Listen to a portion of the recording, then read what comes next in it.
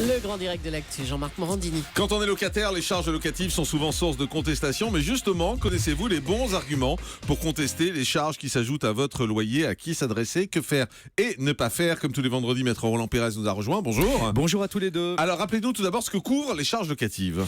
Alors oui, ces fameuses charges qui sont récupérées par le propriétaire, qui sont souvent mentionnées sous forme de provision lorsque vous prenez un contrat de location, eh bien, elles sont listées, énumérées par un décret. Mais évidemment, on n'a pas le décret dans notre téléphone et on n'a pas le décret avec nous. Donc, quand on reçoit notre fameuse quittance avec la provision sur charge, on ne peut pas vérifier grand-chose. En fait, il faut savoir que ces dépenses qui sont en réalité concernées et qui sont récupérées par le propriétaire concernent l'ascenseur. Alors, hormis si vous habitez au rez-de-chaussée, donc vous avez l'ascenseur, l'électricité de l'ascenseur, l'exploitation avec la visite périodique de cet ascenseur, la fourniture des produits d'entretien, les menus réparations de la cabine de cet ascenseur. Enfin bref, cet ascenseur, c'est vous qui l'avez à votre charge.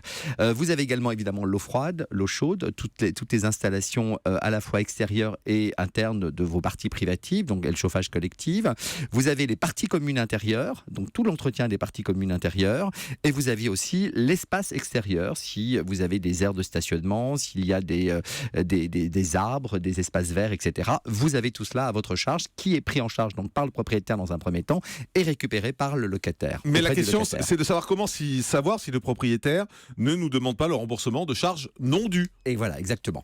Donc, ce qui se passe, c'est que vous recevez une provision et ensuite, à la fin de l'année, il y a ce qu'on appelle une régularisation. Cette régularisation, il va vous l'adresser, mais en réalité, il se garde bien de vous adresser les justificatifs. Il vous adresse juste un montant avec un décompte de ces régularisations en vous disant, soit il y a un trop perçu, faut pas rêver, il n'y a jamais de trop perçu, soit vous devez encore payer une certaine somme. Donc, à partir de là, la loi Allure est venue un peu protéger et renforcer les droits des locataires et est venue dire, attention, vous n'allez pas garder, parce que normalement, il n'y a qu'un mois pour demander ces justificatifs. Donc, le mois était très vite dépassé, super vite, et puis on n'y pense plus, et puis finalement, on est obligé de payer. Là, on a mis 6 mois. 6 mois où le propriétaire est obligé de garder l'ensemble des justificatifs. Il ne faut pas rêver non plus, il les a pas chez lui, les justificatifs. Ils sont chez le syndic. Donc, il y a toute une procédure pour aller chez le syndic. Alors, ce qu'il faut faire, si vous êtes plusieurs locataires, généralement, lorsque c'est un même bailleur, généralement les compagnies d'assurance, une banque, si c'est votre propriétaire, eh bien, vous vous réunissez avec un certain nombre de locataires, vous désignez quelques représentants, parce qu'on est tous logés à la même enseigne, et là, ces représentants vont aller chez le syndic pour consulter l'ensemble des taxes, parce qu'il y a aussi les taxes d'ordures ménagères, il y a le paiement de la gardienne ou du gardien. Il y a cette fameuse ascenseur, il y a ces dépenses, je vous ai dit, d'eau, etc. Mais là, vous mais comment on conteste tout. si on trouve que ça ne va pas? Alors comment là, on conteste? À partir de là, si vous n'êtes pas d'accord, vous contestez puisque vous voyez que les factures ne correspondent pas finalement à ce qui vous a été demandé. On vous a évidemment demandé trop.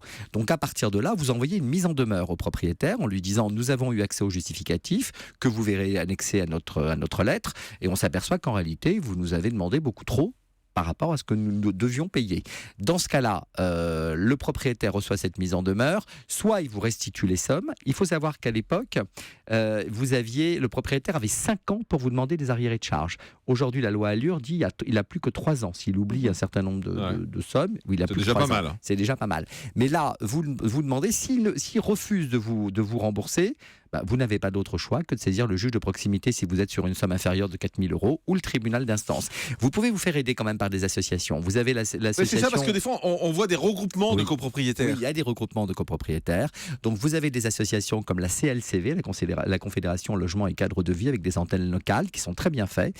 Vous avez également la Confédération nationale des locataires, la CNL, avec des antennes locales. Et là, il y a un vrai travail qui est fait. D'abord, ils vous disent si les charges sont dues, quel type de charges.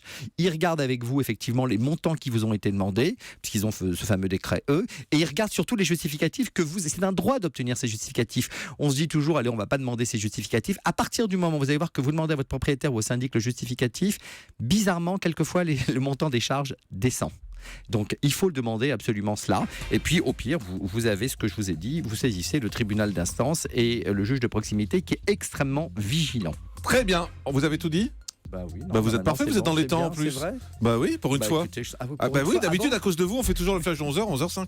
Merci, Maître Roland Pérez. Les excuses de Jean-Marc. Je trouve des excuses aujourd'hui.